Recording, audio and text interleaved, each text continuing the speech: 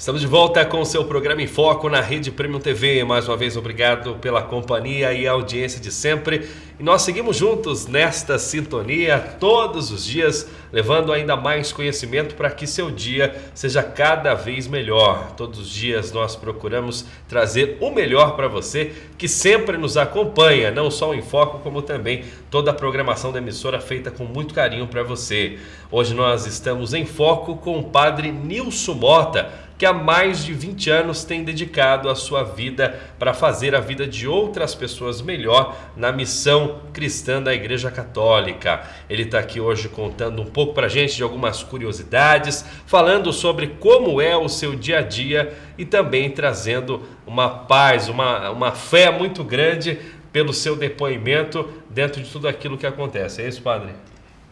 A missão é essa, levar sempre a paz, a alegria para os corações. A gente tem algumas fotos do Padre Nilson e também de momentos da igreja, onde ele é pároco na atualidade. A gente vai ver agora enquanto o Padre Nilson comenta conosco. Vamos ver. Essa aí é uma vista aérea da paróquia São Lucas Evangelista, feito com um drone. A paróquia São Lucas Evangelista é ali uma referência na cidade de Carapicuíba, né, pelo seu tamanho, pela localização. Quando fala lá, que lugar que você mora? Eu moro ali do lado da São Lucas, né? O pessoal conhece assim. E porque participa muita gente, né? Vem gente não só ali das proximidades, mas de muitos outros lugares, porque é muito fácil para chegar. De todo lado tem ônibus, tem condução para chegar lá na igreja de São Lucas. Sem dúvida. Essa é foto que eu tô com um pessoal lá nos Estados Unidos, na Pensilvânia, na cidade de Pittsburgh.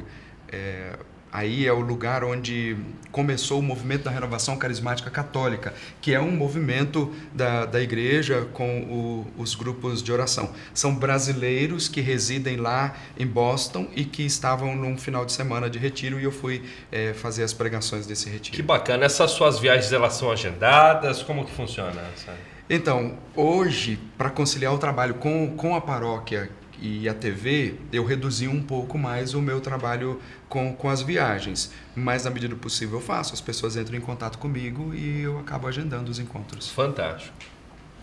Aí é já um momento de oração na igreja de São Lucas Evangelista, como já disse, o povo participa muito. Esse é um momento do chamado Cerco de Jericó, que a gente faz 2 vezes por ano, um em julho e outro em dezembro, mas graças a Deus a igreja de São Lucas é sempre muito bem participada. Tô vendo, e a gente vê, né, a expressão facial das pessoas ali nesse momento de consagração, de louvor, de fato, a fé de todos ali muito bem postada, né, nesse momento. Tem um outro rapaz ali com um papel provavelmente pedindo a bênção ou pedindo alguma coisa, né, pai? São momentos que as pessoas trazem os pedidos de oração, trazem carteira de trabalho, a foto da família, sempre em busca de uma resposta de Deus. E esses momentos são momentos muito fortes de oração. Agora, tem um tempo específico para que as pessoas possam ter uma conversa com você para fazer esses pedidos, né? Durante a semana ou durante o... Sim. Geralmente eu dedico a quarta-feira na parte da manhã, a quinta-feira na parte da tarde e a sexta-feira na parte da noite para atender o povo. São os momentos de direção espiritual, de atendimento pessoal, de confissão e assim por diante. E ali estava acontecendo um outro culto, uma outra oportunidade. É uma outra missa, num dos momentos específicos também que acontece na Igreja Católica.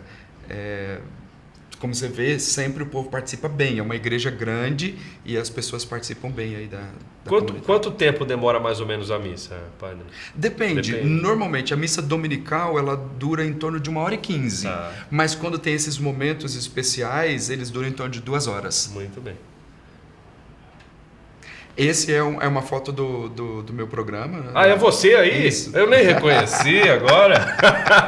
Olha, gente, padre disfarçado de gente comum, olha só. O programa Você Pode Ser Feliz na Rede Século XXI. Então, essa é uma das vezes que a gente... É o que a gente coloca na mídia social, né? Geralmente, antes de começar o programa, a gente coloca uma chamadinha nas redes sociais. Muito bem. E esse programa, ele está atual, né, padre? Você continua apresentando ele semanalmente, Continuo apresentando semanalmente. Toda terça-feira. Hoje eu divido a apresentação com a Simone Ramos, que é uma jornalista O programa começa às 10h15, acaba meio-dia, nos assuntos mais variados, então eu divido a apresentação com a Simone Ramos. Perfeito. Eu imagino que deve ter uma audiência grande também, né? Se a gente for tirar por todas as pessoas que te conhecem, que te procuram. Porque a Rede Século XXI está presente no Brasil inteiro. Tá.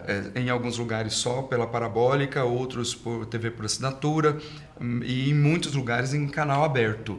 Sobretudo na região sudeste, mas na parte de Minas Gerais e no Nordeste inteiro. E depois com as redes sociais, com os aplicativos. Então, ficou muito mais prático, né? Padre Nilson, nós recebemos aqui algumas perguntas de pessoas que souberam dessa entrevista sua de hoje. Vou falar aqui umas 3 perguntinhas aqui que eu acho que também, de certa forma, pelo que eu vejo, que é a dúvida de muitas outras pessoas que não são da religião católica. O batismo na igreja, ele deve ser somente quando criança ou depois quando adulto ainda pode? Como funciona? Normalmente, tradicionalmente, se batiza quando criança, mas também se batiza adultos.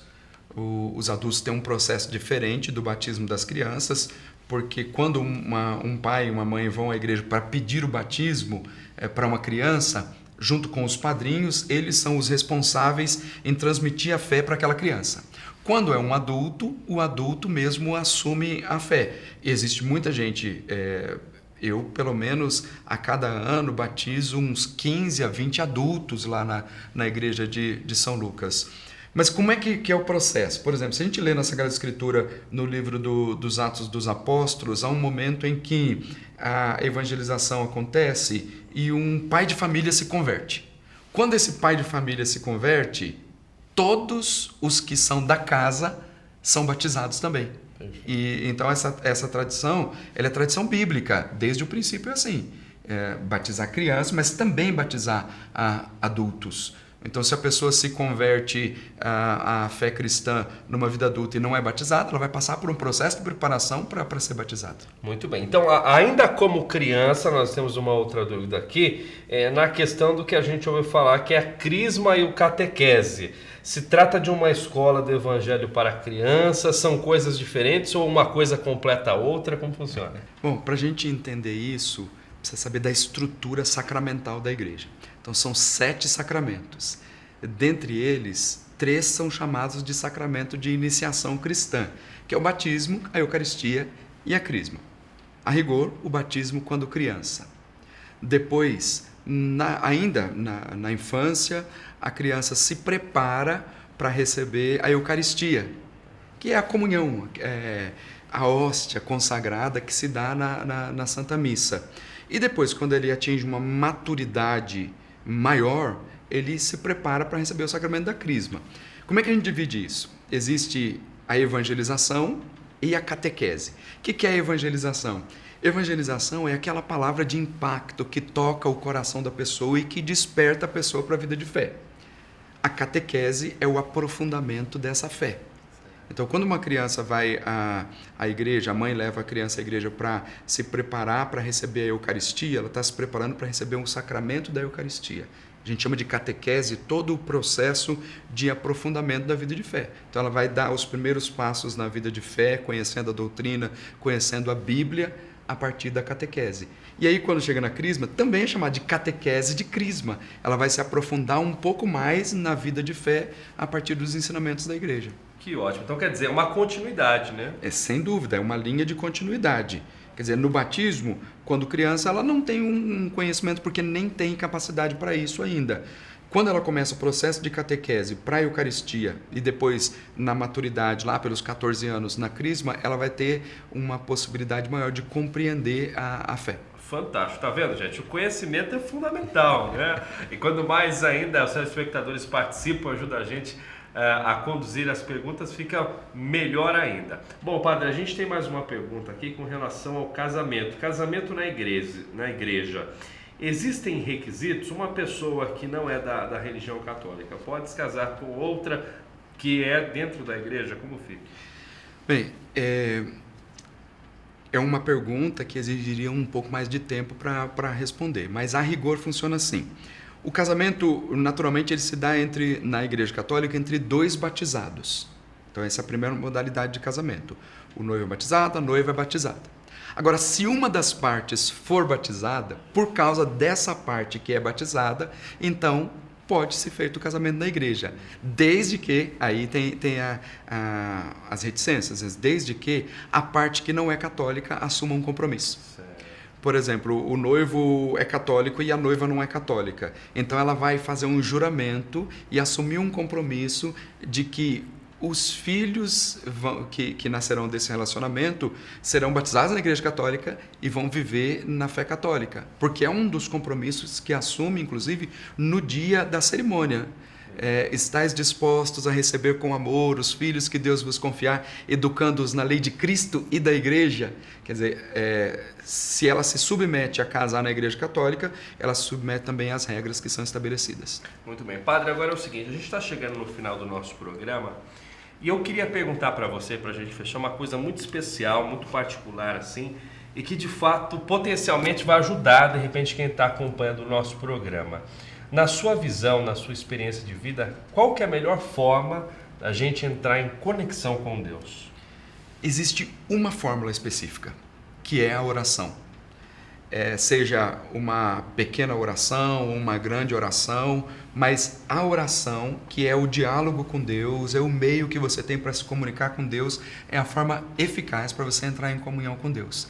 Então, talvez a pessoa diga assim, eu nem sou muito religioso, nem frequento muito a igreja, seja ela católica ou não, mas a oração é o meio que a pessoa tem para entrar em comunhão com Deus, sem dúvida alguma. Tem que ter ele como melhor amigo, contar tudo. Né? Sem dúvida, porque a oração não é uma fórmula decorada, mas é uma conversa, um diálogo com Deus. Muito obrigado, viu? Deus abençoe a sua vida mais ainda. Obrigado. Ajude nesse trabalho para abençoar mais pessoas. E quem quiser te encontrar, tanto assistir o programa no Século XXI, quanto também na paróquia, quais são as formas de contato? Bom, melhor forma de contato é pelas redes sociais, então @Nilson Mota, você me acompanha lá no Instagram, ou Padre Nilson Mota no Facebook, e Rede Século XXI. É só você procurar aí na internet que você vai encontrar um aplicativo, vai encontrar as nossas transmissões ao vivo. Sucesso, Padre, muito obrigado. Viu? Deus abençoe. Muito bem, assim a gente encerra mais um programa em Foco. Agradeço a sua presença, a sua audiência. Espero que você tenha aprendido algo válido no programa de hoje, como sempre tem aprendido. Para você que perdeu o primeiro bloco desse programa, pode também acompanhar essa entrevista na íntegra, depois quando for disponibilizada pelas redes sociais, também no nosso canal do YouTube, pelo @Rede Premium TV. Um grande abraço e a gente se vê por aí. Até já!